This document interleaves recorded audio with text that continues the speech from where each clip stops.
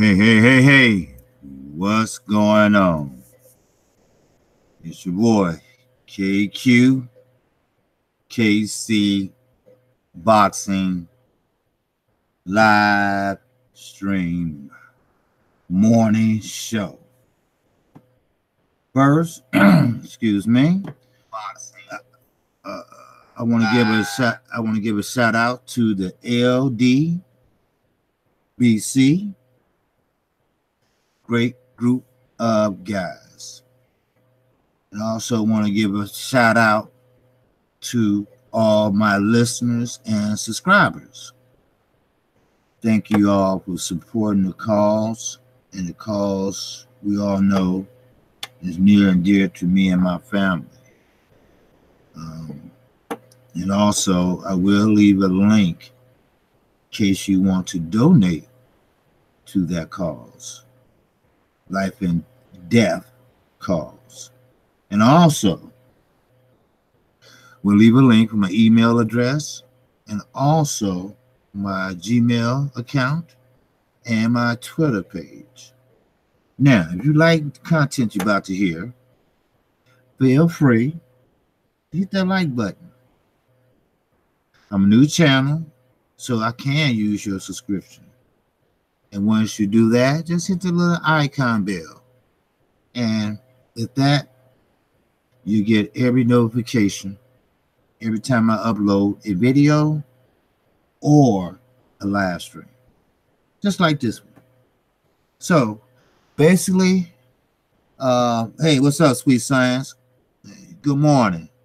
You know, I'm a new show, and I know the old guys, the ones that been here a while, you know, they have their shows and everything. So, you know, I try to do what I can, try to get subs, you know. But, you know, I'm a new channel, and, you know, I'm trying to do new things. And they are coming. But basically, I just wanted to talk about Spence, Mikey Garcia, Triple G, and believe it or not, Kell Brook. Now, and a little bit about Willie Monroe and Charlo. Okay, now, the sweet science. Good morning to you. Now, I want to ask, if anybody else is listening, that HBO, first of all, their downfall was they pumped up Triple G so bad that I really honestly believe that no one did want to fight him. I mean, he was like his own worst enemy due to HBO. HBO put him in that position as being Gennady Golovkin. I mean, do you think Gennady Golovkin will be on the number one pound for pound list? I mean, what's this sweet science? I just started my page too. It's a struggle. Just gotta keep pushing. Hey, you got that right, sweet science. Hey, you got you another sub. You know, I'm the type of person, man. You sub to me, I sub to you. So soon I get through doing the live stream, you know, I sub to you, brother. And, you know, I had, 152 subscribers. And it's hard, brother. Yeah, it is. It's hard. But the LDBC is reaching out to me, and, you know, and I appreciate the brothers. They've been helping me out a lot, you know. So, but with that, you know, Triple G was blown up. I mean, he was blown up so much that the first person that stepped to him that will expose him was Kell Brook. Now, funny as that may seem, but he stepped up to him, Danny Jacobs and Willie Monroe. I mean, all last three fighters I mentioned, Willie Monroe, Danny Jacobs. You know, they stepped up to Triple G and they pretty much exposed him. That's what it was. They exposed him. He is a one-dimensional fighter. Duck his head, get down low, and swing. Now, he has problems with a fighter like Charlo. That's why he dodged him, ducked him, whatever you want to call it. That's what happened. And that's why he didn't want no parts of Charlo. Because he remembered the fight with Cal Brook. Cal Brook, even though he got his eye socket broke, he gave Triple G trouble. Danny Jacobs, some say that was Triple G's worst nightmare. At that time, Danny Jacobs, he had a great laugh. He was hitting Triple G with lefts all day long. And he was boxing him. No Mexican style shit. He was boxing him. And that's what I like to see. I like to see the sweet science. I don't like to see the brawling. I like to see people setting traps. I like to see people figuring out where the punches are coming from. I like to see fighters go in there and think. You know, I like to see a jab snap your head back. I like to see a person get in and get out. And I like to see a lot of defense. It's not all about offense with fighters. That's why I'm not so high on Jarrett Hurd. Yes, he's a big guy. Yes, he got big feet, but he's very uncoordinated to be a big guy, to be a middleweight. He's going to end up getting himself hurt drastically. Why? Because he doesn't have any defensive skills. What's going to happen is his guard is his arm across his chest, and he ducking like he taking a nap on the table. That's not defense. Defense is, hey, you can hold the phone, you know, you give shoulder, you know, you can give a high guard. You know, he just walk in, expecting to just throw blows and knock his opponent out, but he gets hit too much. I say from round 1 to 10. But he always outlasts his opponent. Why? Because he's a big middleweight and he hits damn hard. That's what. Now, with Triple G, same way. Now, Triple G has a little defense, but very little. But HBO is his product. He's a product of HBO. HBO blew him up, just like Chocolito, till he got knocked the fuck out. Then, hey, you ain't hear no more from HBO. Jim Lampley don't know boxing.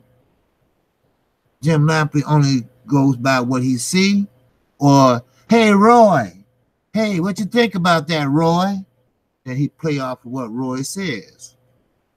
You know, come on, we've been around too long. We know how it goes. We know how it goes. You know, like Earl Spence, Mikey Garcia, that fight. Now, I really believe this is Kqkc personal opinion. I really believe Mikey Garcia wanted to fight Earl Spence. Then once his father, brother, wife, they look, you're going to end up getting yourself hurt. Seriously. And he thought about it and said, okay, you know what? I'll fight my mandatory, Richard Cormier. All right, no problem there. But we, as boxing fans, the best should fight the best. You're right, Sweet Sign. We can't forget Koblat. That's right. HBO pumped his ass up. That's right. They did Andre Ward like that also, but not as much. You're right. They pumped all these boys up, and I'm talking about not they're not even black fighters. They're not even American fighters. They are foreign fighters from eastern eastern countries. So there you go. That's what HBO turned into. When they turned their back on the great boxing black fighters, they turned their back on them. Hell, white American fighters, they turned their back on them. And I guess they say, well, we'll go foreign. And what did they do? They tried to pump up the narrative, but it just wasn't there. Now, Triple G, it went a little further. Everybody didn't want to get in there and get fucked up. But, like I said, Kell Brook, Danny Jacobs, they set the blueprint. Hey, Triple G doesn't hit that damn hard. Hey, you can box Triple G.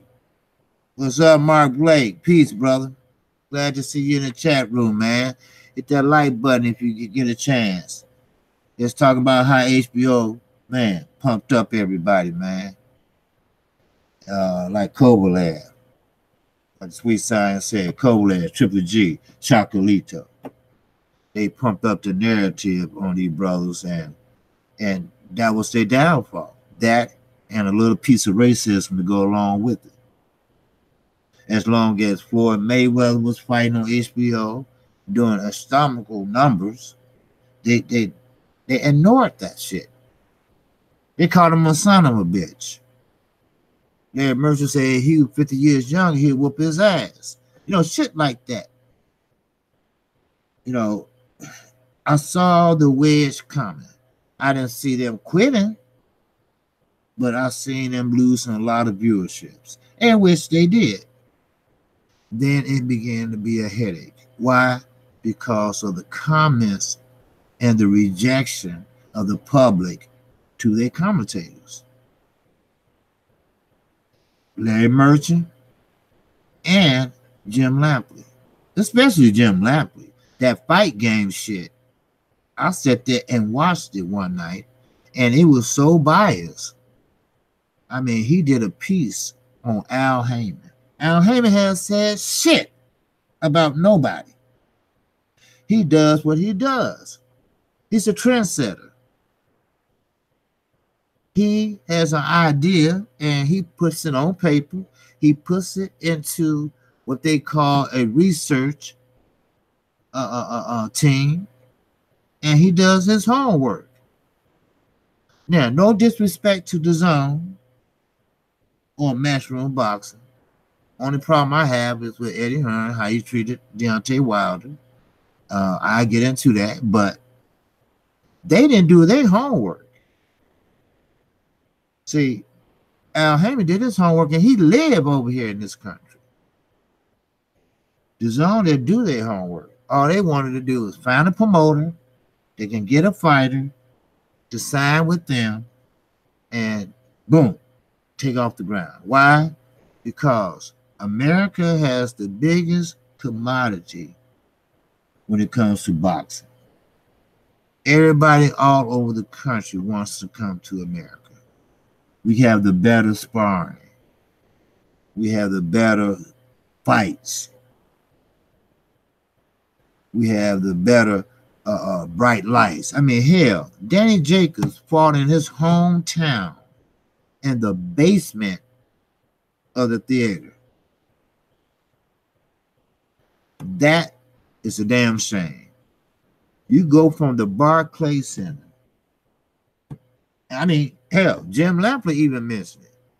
We're not in the big room. We're in the basement. That's quote unquote. He said it. And that's a shame that this man had a promising career. He had a great story to tell. He beat cancer. And you know, everybody know that's my cause. Everybody know how I feel about cancer. My father has it. 10 of my aunties and uncles had it and died from it. That's what I signed up for. And I pledged. So, therefore, he beat cancer. He's the miracle man. But now, the miracle man is messing up his brand, especially if he re-signed with them. Now, everybody do want what Canelo got. Triple G is begging to go to the zone. Actually, he said, and I quote an motherfucking quote, he said, why didn't the zone make me an offer? I wouldn't mind going over there and fight. See, Triple G knows he's at the end of his rope. He's older than you think. And people don't know that. Triple G is older than you think. Gilmore Rigondeaux is older than you think. But he still can box. See, Triple G, that last fight, he was slowing down. He wasn't sure of himself. He said he was going to go toe-to-toe. Now, if you say you're going to do something, I'm with Roy Jones on this. If you say you're going to do something, you do it. If you want to fight Mexican style, you fight Mexican style. You don't bag up. Canelo don't have the fastest feet in the world. We all know that. That's why neither one of them want to fight Charlo. Then Eddie Hearn came over here, you know, the wrong way, basically. You don't come in another country and first of all, as soon as you get off the plane, you piss everybody off. I'm coming over here to take over America. I'm coming over here to take over boxing. But you're not really doing that. You're not fighting in no major cities. You're fighting in what? Chicago, Kansas City, Brooklyn, in the basement.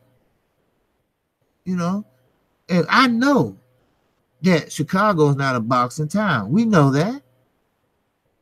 They only got what, 2 boxing gyms? Adrian Granada, where he fight out of. And that's it. Chicago, I try to tell everybody, Chicago is a Bears town.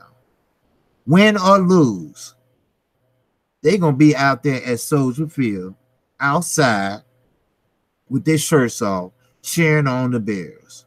Win or lose, because they are true fans. Same with the Cubs. The Northsiders going to cheer them on. Because the Cubs, Wrigley Field's on the north side. Then the south side, they're going to be cheering on the White Sox. Because the White Sox is on the south side. Then you go to the west side, you get what they call the United Center. It used to be the Chicago Stadium. That's where Michael Jordan won the championships and built that United Center. There's no boxing here. Andrew Fanfare, he's the only one. And he's a B-level fighter.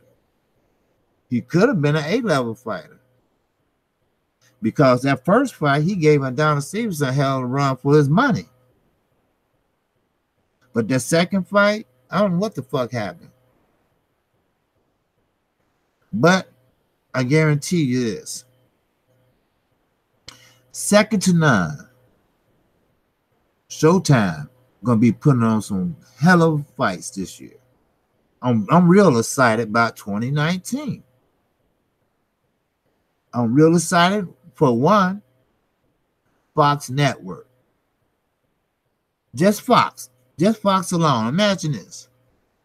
Just Fox alone. They're doing 26 fights. 26 fights now. That's one network. Then you're doing maybe 10 on free network. Channel 32, WFLD TV.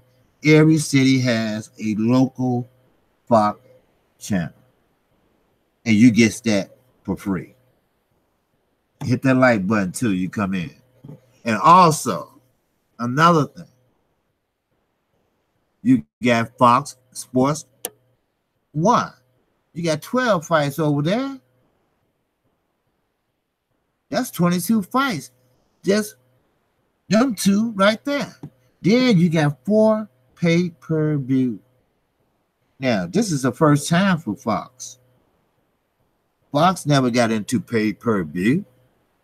But if the numbers are doing well, then look out. You ain't gonna never catch Al Heyman. Now, I'm gonna say this, and this is the truth.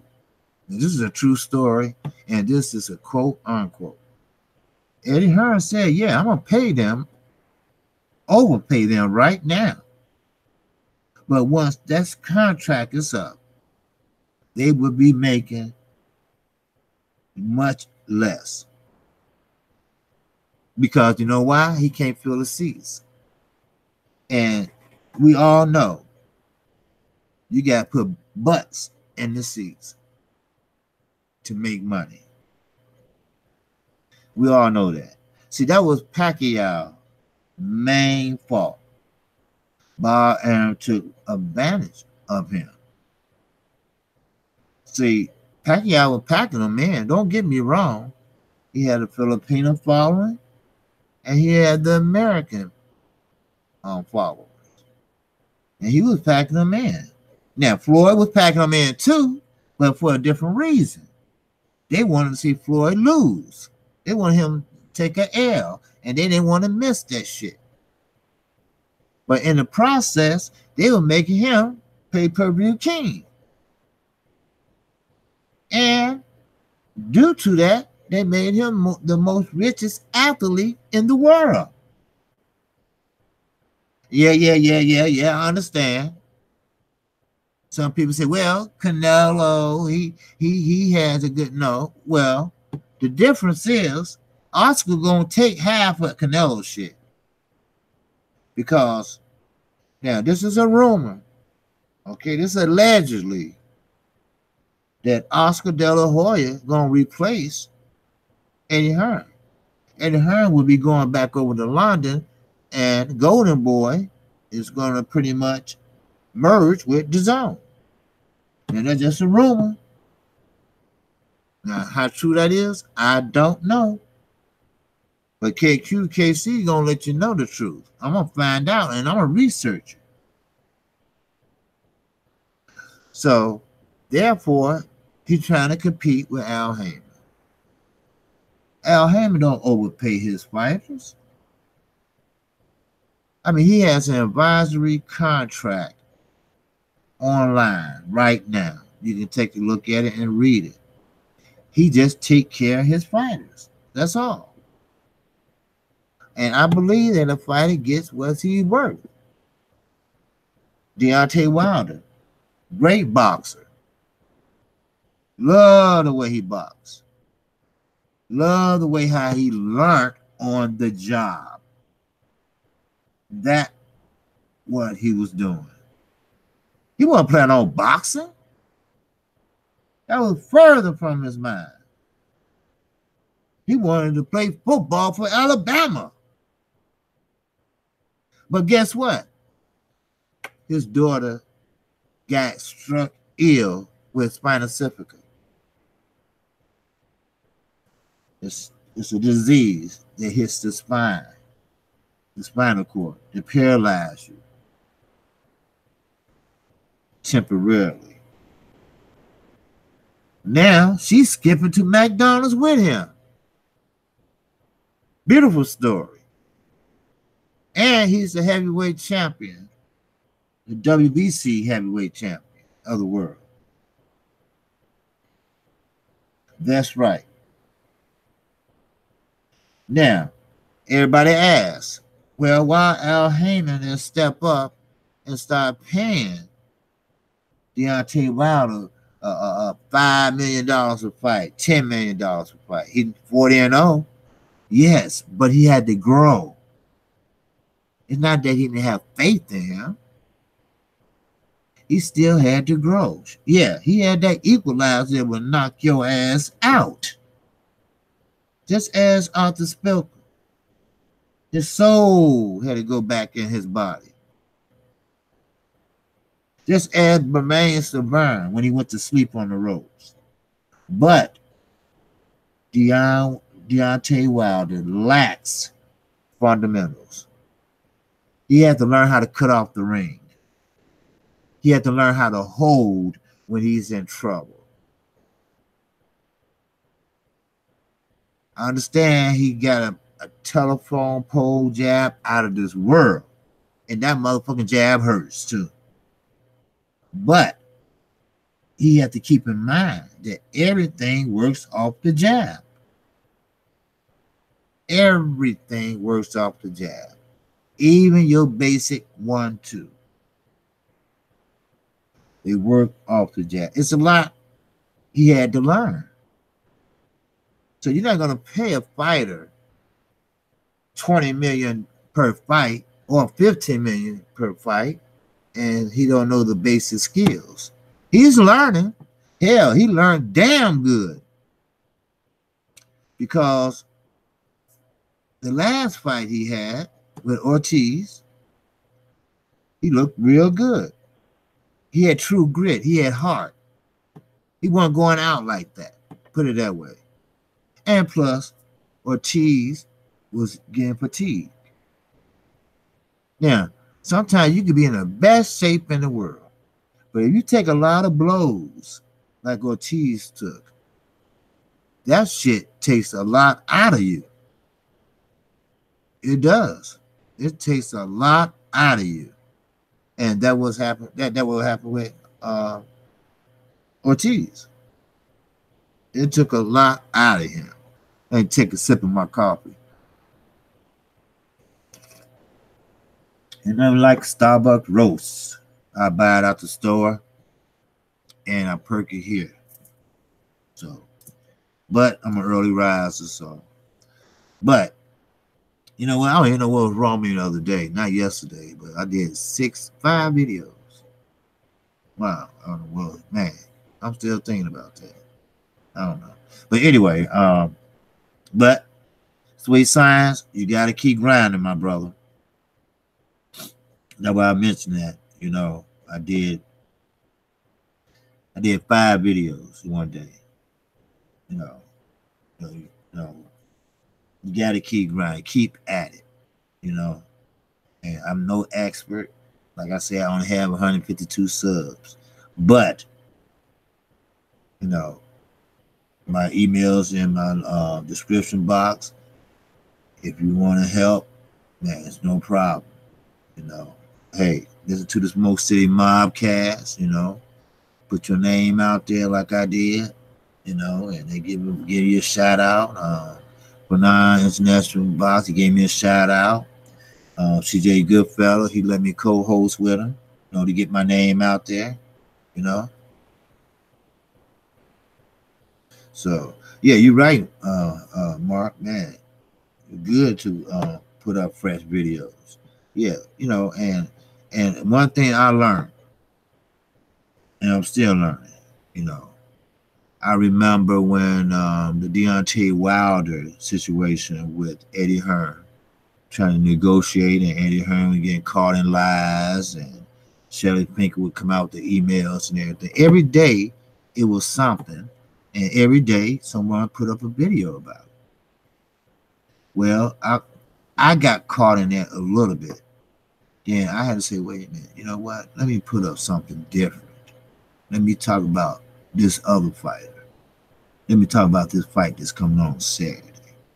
Let me talk about this fight that's across the street. You know, that's what I was trying to do, because everybody was putting up Deontay Wilder or what Eddie Hearn said or what. I mean, I was doing the same thing. But, you know, sometimes you got to catch them on surprise and talk boxing. You know, only thing I don't like is when someone has a channel, they gossip more than they talk about boxing. I mean, it's okay to mix it up sometimes. There's nothing wrong with that. You know, I understand. You know, sometimes you want to, tell your personal story like I do sometimes with the cancer situation, and or, but you know, if you want to talk about boxing, let's talk about it. You know, you can talk about it before or after. Let's talk about it. You know, so. Mark Blair said, "Yeah, I was getting tired of the political boxing talk. Yeah, that's all it was. Then next thing you know, here comes Terrence Crawford and Earl Spence. We all was on a call, a live stream. We was on World Breaker live stream, four of us, and we was kind of like critiquing the DAZN card. Then all of a sudden, Boxing Trio, Black Fight Fan, and Sport 78, they found out that they coming live on with Earl Spence. Everybody jumped off except me and World Breaker. So World Breaker turned it up wherever end he was at, or wherever he did, and we sat there and listened to it.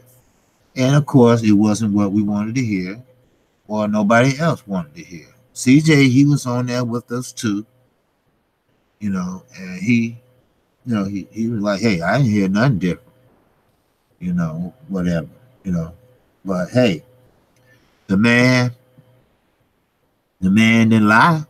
He could have lied, Oh man, we definitely gonna get Terrence this year. He could lie and say something like that, but he kept it real. Look, I got something coming up at the end of January, beginning of February. We just gotta find a venue. I mean, hey, it is what it is. They're gonna fight sooner or later, but I'm not gonna keep writing an article about it or a video about it every day. Yeah, I like to hear people break down the technical aspect of boxing and not the drama. That's right. See, that's what I try to do. I try to break down. I'm no expert, but like I always say in my videos, at the end of my videos, I'm true to this shit. I'm not true to this gossip and shit. I'm true to boxing. Is Mikey Garcia got something up his sleeve on Earl Spence? Have he seen something that he can expose? That's what I want to know. Now, I get it. Because he heard and found out that people call him a clout chaser. And he said, fuck it, he'll fight Richard Cormier, his mandatory. But the backlash, he cashed a check. He wrote a check that his ass couldn't cash. So, but I respect that because he said, you know what? I got to give the fans what they want. I respect that. You can't help but to respect that. Okay, I give the fans what they want. They want me to fight Earl Spence. Okay, I'm going to jump up one weight class. Some people say two, but it's one weight class. Because he had fought people at 147. Like Adrian Broner. Adrian Broner, hell, he fought 140, 147, So I think he's jumping up one weight class. Some people say two. But he's big enough. And the main thing is, will that power carry over? So, does he see something that you can expose? Earl was a horrible defensive fighter. Let's say about not even 2 years ago. He was getting hit too much. What's up, Paul, man? Man, what's going on? Okay. But yeah, he was getting hit too much. Now, when he fought Ocampo and It seems like he's more defensive aware now. He's more defensive oriented. He knows how to, put up his guard and don't get hit as much no more. Because see, Earl was just focusing on the body more while. That's it. And he left himself exposed. I mean, he has a chin, so it didn't bother him. But the main thing is with Mikey Garcia, you're going to get some movement. He's going to show you some angles. He's not going to stand there and let you beat the hell out of his ribs. He's just not going to do it. Because Mikey Garcia doesn't do sit-ups. He will tell you that. But I guarantee you this. I bet Roberto Garcia, will have Mikey Miguel Garcia doing sit-ups in this training camp. You got to do these sit-ups. This training camp. You got to put some muscles in front of them ribs, or Earl gonna break your ribs. That's what he does. That's what he does best. He got a good jab, yes. He got a good left, yes. But if you get cornered in the ropes, Mikey's pretty good defending himself off the ropes and get out of there. He know how to use his angles and get out of there. They both know how to cut off the ring good and get the hell up out of there. It's going to be a technical fight. Now, I'm going to tell you the difference. And Mikey Garcia and Earl Spence fight versus Tyson Fury and Deontay Wilder. First, Mikey Garcia and Earl Spence. Yes, it will be filling out rounds because both men are slow starters. Both fighters are going to figure out what each one is trying to do. Then comes second, third round, they're going to get a little bit closer. Then they're still going to find out what each other do. It's going to be a technical fight. It's not going to be one of them knockdown, blowout fights. Not unless somebody's in trouble. Mikey Garcia is a thinker. No disrespect to Earl. But Mikey Garcia is a thinker. He thinks in there. He thinks, what's your next move? He thinks like a checker player. What's your next move? I wonder. Oh, I see what he's doing. He's trying to pose his will on me. Okay, I see what he's doing. He's trying to steal rounds. Okay. I see what he's doing. Mikey Garcia is a thinker. He's a technical fighter. As I always said, if you break down Mikey Garcia, you can say he's the actual textbook fighter. If you have a little son, you would like to see him watch Mikey Garcia. Mikey Garcia is not going to give you nothing fancy. He's not going to give you that shoulder roll. Oh, no, he's not going to do that. He's not going to jump from side to side, side to side, side to side, end up in back of you like Lomachenko. He's not going to do that. But what he will do, he will circle you, and while he's circling you, he's going to be sticking out that jab. But he's going to bring that jab back slowly, like he did Adrian Broner. One time he brought the jab back so slow that he got stuck in Adrian Broner's guard.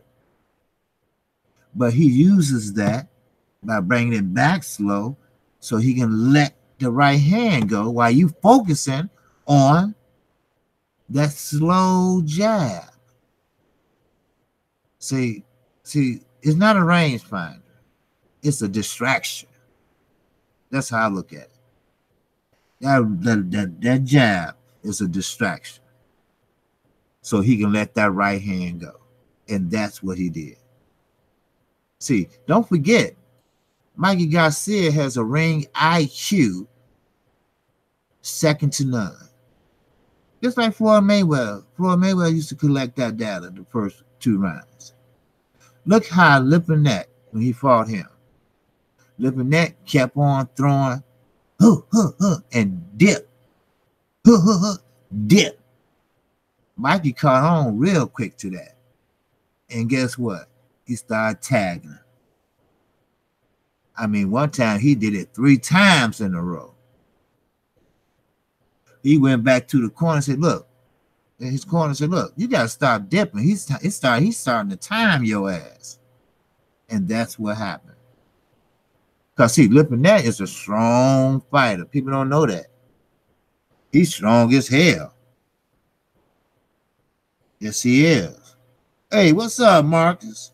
Hey, I'm sorry I missed you, man.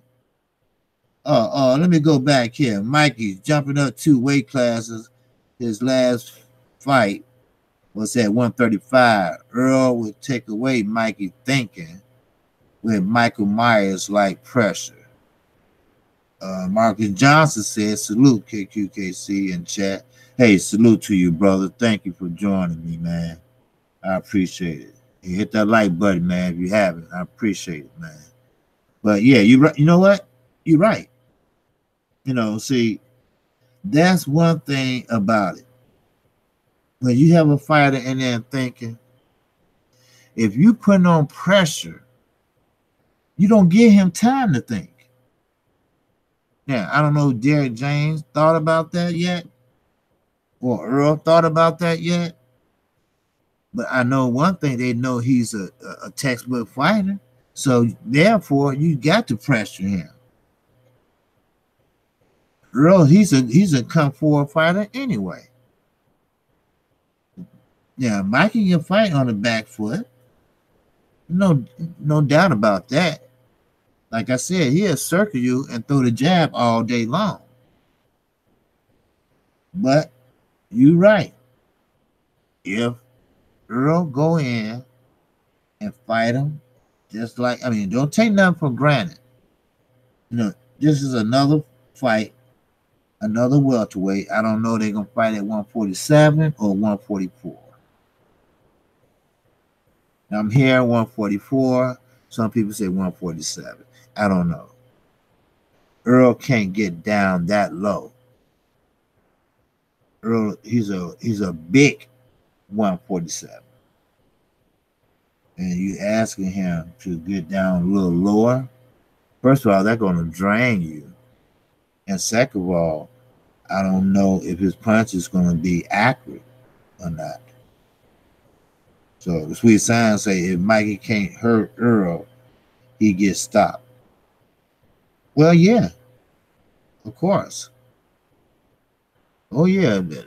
Hey, Mikey got power now. Don't get me wrong. He does. It don't look like it because he's not draining with 8-packs and veins and all that shit ain't bursting out. But he got power. You know, I mean, Mikey will knock your ass out at 135. But can he do it to Earl Spence? No. I don't think this will be a knockout.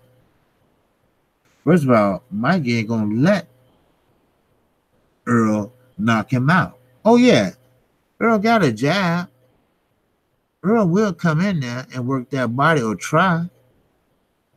Because I remember when Mikey Garcia was fighting Adrian Broner. Adrian Broner went to that body. It was a little bit too late, but Mikey Garcia didn't like that shit. You know, you can tell he did. I don't know if it hurt it or it stinged. I don't know. But he didn't like that shit.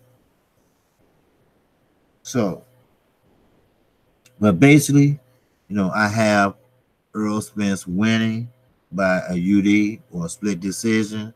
I can't see anyone getting knocked out. Like I said, Earl Spence can knock out Mikey Garcia. He can. But the point is, will Mikey let him? No. Mikey knows how to set traps. Like I said, he knows how to get out of trouble. He knows, he watching the tape. He knows Earl, if he gets you and walk you to them ropes, he's going to the body. Yeah. If Earl, I don't know what the strategy is. But when you fight a fighter like Mikey Garcia, you got to have a 1, a 2, and a 3 type strategy. I see Spence stopping Mikey to the body, but you're right. He can go 12. Yeah, it can go 12. And like I said, this might be the first camp that Mikey Garcia actually do sit-ups. And you know what? Another thing, I don't like the way Mikey trains. I mentioned this once before. This is just fucking weird to me. I don't understand. And he said he'd been comfortable like this all his career. Mikey Garcia, he would train for 1 week. I mean, sparring, working out. I mean, he goes at it hard. I mean, hard. But the next week, he won't do shit. He'll sit around and watch TV. But he eat right, but that's it. He don't even go to the gym. Then the next following week, he right back at it, doing it hard, going at it hard, sparring hard. We talking about 18 hours per day. Then he take another week off. Every on and off. Now, he said he'd been doing that his whole career. So, hey, if it works for him and it's been working for him by not doing sit-ups, hell, Deontay Wilder said he don't jog. So, something he's doing that made him undefeated, made him dominate all his fighters and opponents. So, hey, who am I to knock his tradition? But I do say this before I get to Deontay Wilder.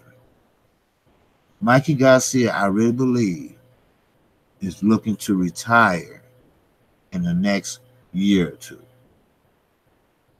I really believe he wants to get into the business side of not boxing, but he has a lot of businesses going, like rehabbing homes and stuff like that. He liked that shit. Like Leo Santa Cruz, he has a auto mechanic shop. I mean, a lot of these fighters are getting up there, and that's another fight I want to see. And I'm going to demand that shit too. Gary Russell Jr. and Leo Santa Cruz, they should be fighting this year. So when Showtime comes out with their lineup, I want to see some dates on there with them on there. I want to see that shit. They've been calling each other out, and shit happened yet. So I don't know. I don't know what's going on. But anyway, the Sweet Science said the great ones train different. Brother Floyd used to be laying down before the fight, watching TV. Well, yeah, you're right. I'm not saying this is a big fight or nothing with Conor McGregor, but he was at his gentleman's club, strip club, the night before the fight. I mean, he wasn't drinking or nothing, but he did an interview that night. Then, of course, Floyd is not. He's not. He's a night owl. Floyd does not sleep at night. Floyd is out doing this or up doing this or whatever. He at McDonald's 4:00 in the morning. I mean, that's one fighter that eats what he wants, when he wants, and never gain a pound. His walking around weight was like 148, 146, and he fight at 147. So you're right. The great ones, they fight strange, man. You know, look at Gary Russell Jr., the one I said I would like to see him and Leo Santa Cruz fight. Well, one commentator asked him, and look, this is quote unquote. I mean, they said, man, don't you get tired of not being active but once a year? Maybe twice a year, every blue moon? He said, no, I like it like that. I said, what the fuck? You know, what you mean you like it like that? He said that's a good way to preserve his body. He liked to fight like that. He preserved his body the best. And you know what? He might be on to something. But we as boxing fans, we want to see the best fighting the best, and we don't want to see no once a year fighter. I mean, if that works for you, that's fine. But you are a athlete. You're not an athlete just during Christmas. You're an athlete all year round. So, yes, he preserved his body. He's fresh when he go in there, but is that even? Is that even playing field? If you have a more active fighter than a fighter that fight once a year, is that fair? Or it is fair? Or is it not? I think the more active fighter would be more dominant, more aware. That's what I would think. But he looked good against Jojo Diaz. I tell you that. And I'm talking about Gary Russell Jr. is a little man. He is very small. Jojo Diaz was throwing some thunderous body shots. And he stood there and he took them. He wasn't no joke. Then he started coming forward, Jojo Diaz. He started coming forward and he did not let up. And Gary Russell Jr. was boxing his ass. He was showing his hand speed. He was showing his ring generalship. And he was showing his angles. He spun him a couple times. He just was a little faster than Jojo Diaz. But when he catch you, like on the ropes, boy, he throws some bombs. I mean, he throws some bombs. So, but it's a funny story about Jojo Diaz.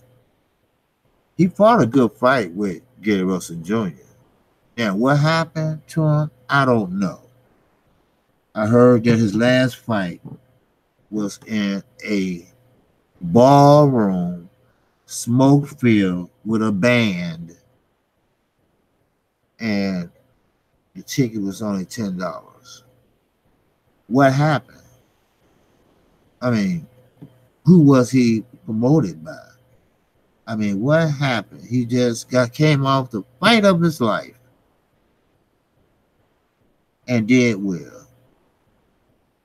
And somebody put him in some kind of damn club on the strip. I mean, damn. What happened? I don't know. But let me get to Deontay Wilder. I know everybody probably got to go to work and everything, but I thought I'd get this in.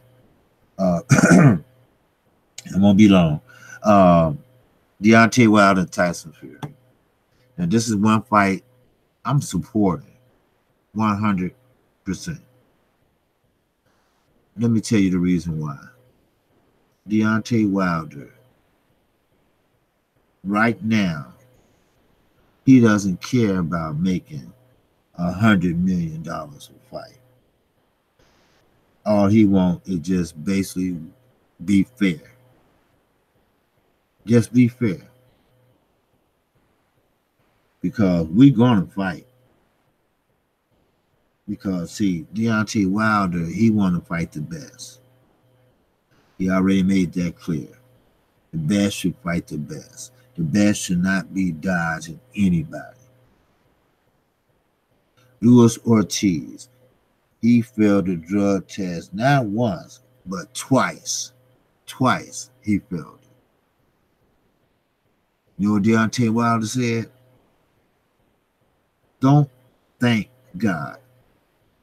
Thank me. I'm going to give you another chance.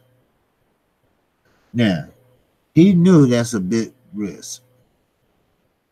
See, this is the point that I said, hey, you know what? I got to support this guy. Because he knew Ortiz was a so-called boogeyman, as they say, of the heavyweight division.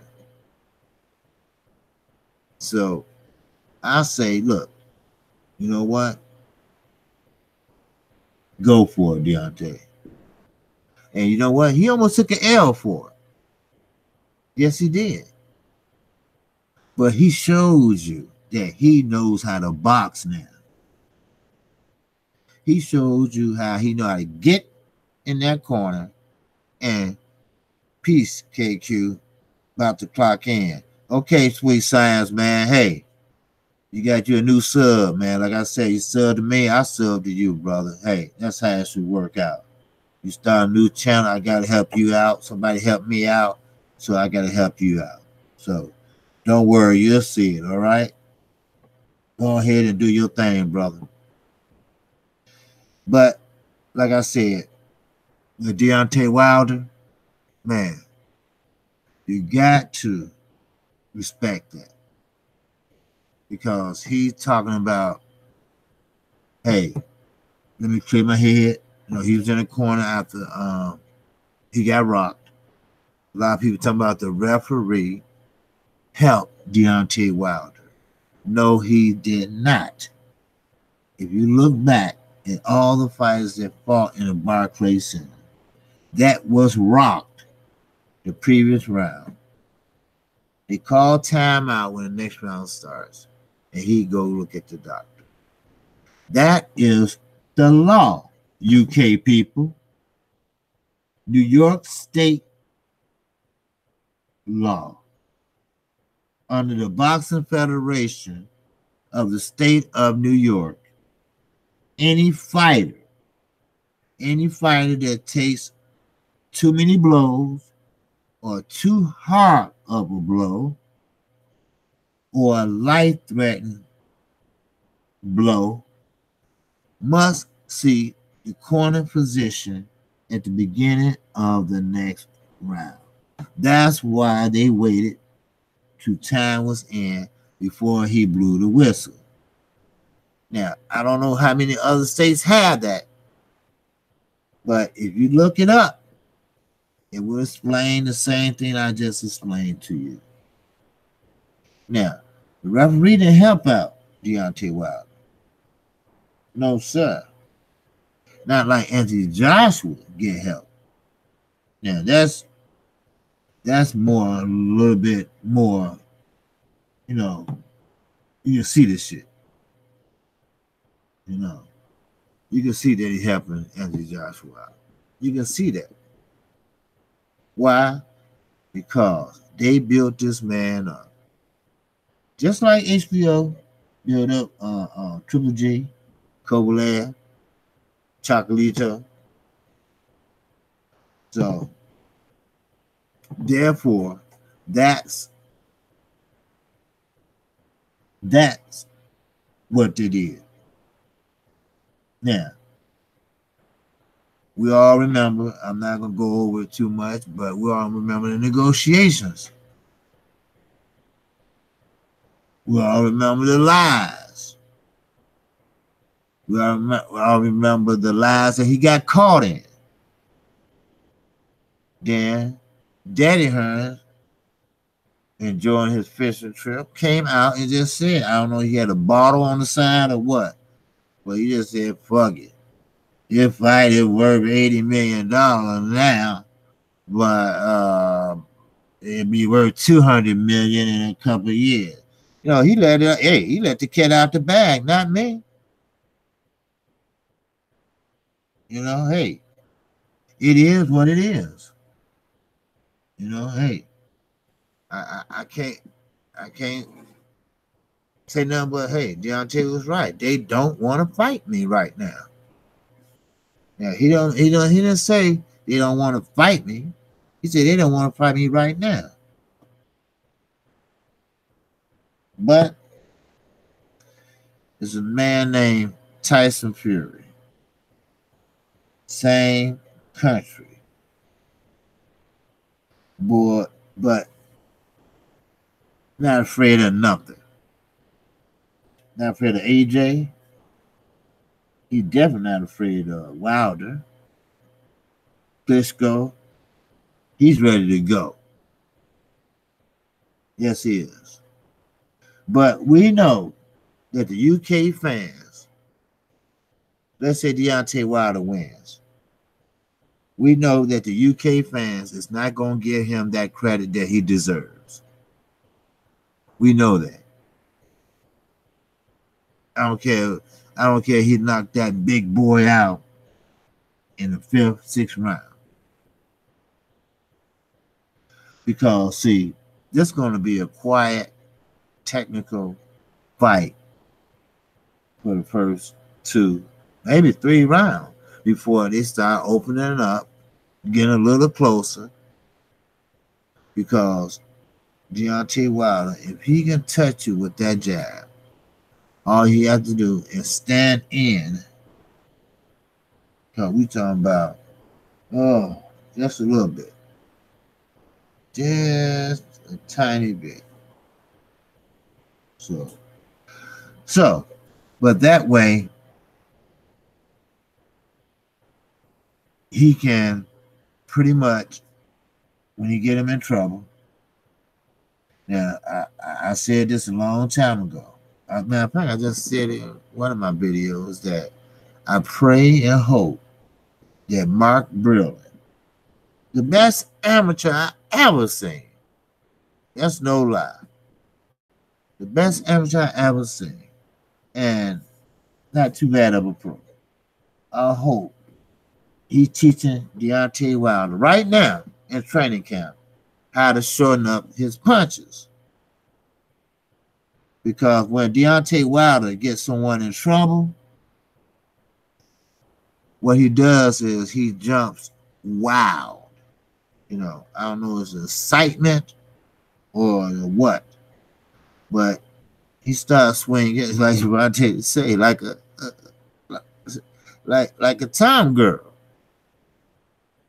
You know, and you know you can't do that. You know, so. But you have to understand, boxing is boxing, and I understand that the fighter's trying to, get him out of there. Cause as Emmanuel Stewart used to say, and he used to say it to Adonis Stevens, knockout sales. Yes, it does. Knockout sales. But the UK don't want to admit it, but Deontay Wilder is well known over there. Well known over there. So, but here he gonna come to fight. He's not coming to lay down. He's coming to prove something. He's coming to prove something to Deontay Wilder.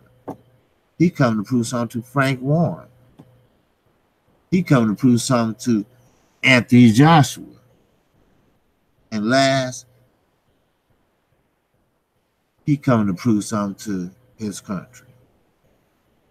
So, with that, that's all I have for you right now. I have to do a few things, but I will be back shortly. I'm Kqkc Boxing. If you like the content you just heard, I could use your subscription today. And also, hit that like button if you enjoy the content. and hit the icon bell once you subscribe to my channel. And that way, you get notified each and every time I do a live stream or a video. And also, I put all my information in the description box. I put my Gmail account in there, my email account, my Twitter page, and I did put a link if you'd like to donate. Keep this channel going since I'm a new channel, and also to give to a very, very worthy cause to save some lives. So, besides that, I'm Kqkc Boxing, and I'm going to see you on the next one. Remember, I'm not new to this boxing shit. I'm just true to this boxing shit. Peace and love.